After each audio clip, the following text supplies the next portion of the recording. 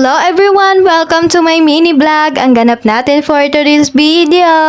Tara, samahan nyo kami sa ganap namin ngayong araw. Another day, another kapaguran na naman. Linis story tayo for today's video. At ito nga, sisimulan natin sa paghuhugas ng mga plato na naman. Ang hugasin namin sa bahay, hindi maubos-ubos talaga. Tingnan nyo naman, napakarami lagi. Itong trabaho talaga hindi mawala-wala, lalo na pag nasa bahay ka. At aminin man nating lahat o hindi, lahat tayo na merong time na tinatamad talaga tayo, di ba? Kaya naman minsan talaga yung hugasin namin tambak. Pag may partner ka naman talaga, yung dalawa ng asawa ko, yung isa sa amin ay tinatamad o di kaya't pagod, yung isa yung kikilos. Tulungan ba? Yun din yung natutunan ko ngayon na meron na akong sariling pamilya talaga. At dyan nga, pinatuyo ko lang saglit at inilagay ko na dito sa lagayan namin. Social, meron pa kaming paurukan pero bigay lang yan sa amin. At dyan nga, pagkatapos ko, asikasuin yung mga plato at dito naman ako kasi magsasain na kami para may kainin na kami agad. At isang saing nga lang namin to. Maghapon na namin yan. Minsan, 3 beses kami sa isang araw kumakain. Minsan naman 2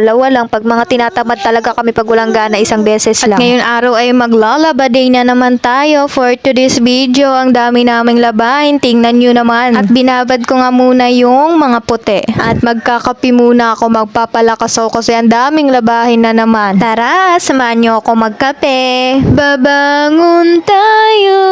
Ay, hindi ganon.